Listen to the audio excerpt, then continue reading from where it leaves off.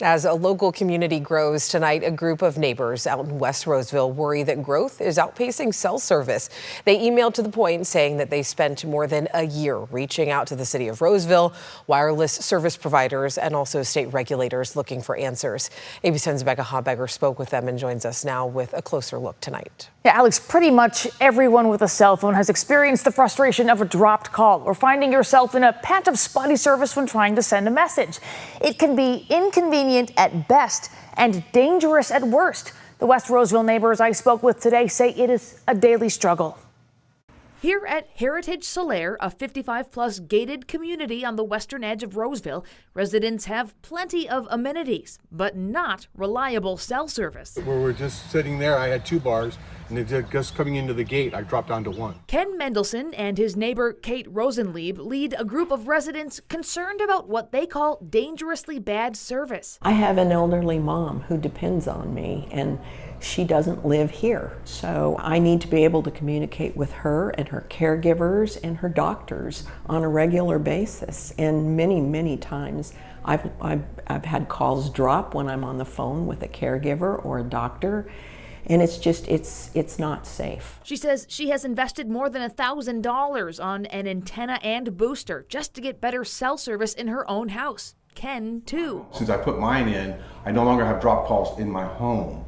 However, if I go outside my home, all bets are off. Ken has AT&T, Kate, Verizon. They say all carriers have issues. We use the 3 major ones, Verizon, T-Mobile, and AT&T. They all agree there's a problem here. Neighbors invited the companies to meet with residents and test the service strength, which the companies have done. We've talked to the carriers, we've talked to the city, we've talked to the CPUC, and we're going to keep talking and raising awareness. There is not the opportunities that some people at the city think there is for future cell phone tower availability out here. The cell phone providers will tell you there's no landowners willing to allow cell phone towers to go on their land out here. Roseville is still very much developing. Kate and Ken say they're searching for solutions not only for themselves, but also for future residents who will move here. Maybe this is going to be too late to help our neighborhood, but maybe these future neighborhoods will have better opportunities. They want to see the city require developers to include plans for adequate cell service and infrastructure as they build new neighborhoods. They did such a great job planning, but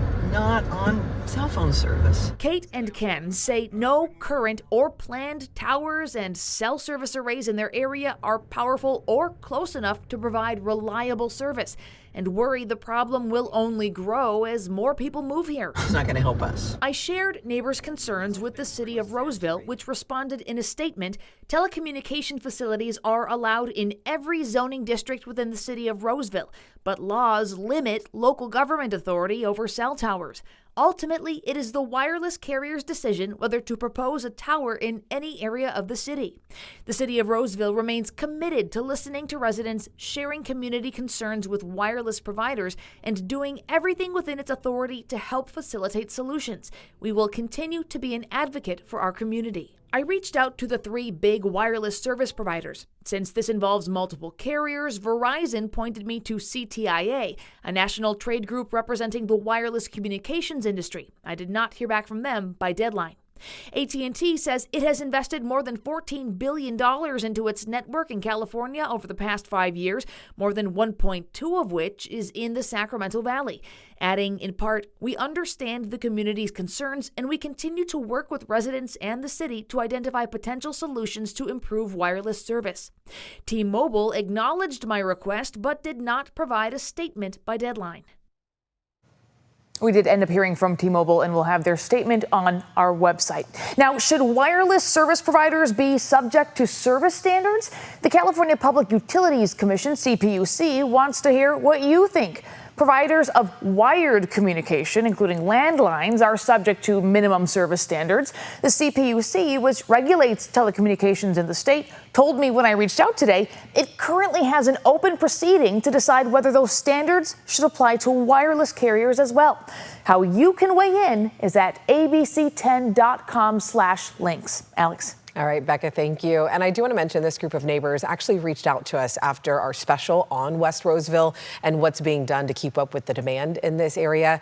You can stream that special right now on the free ABC 10 app.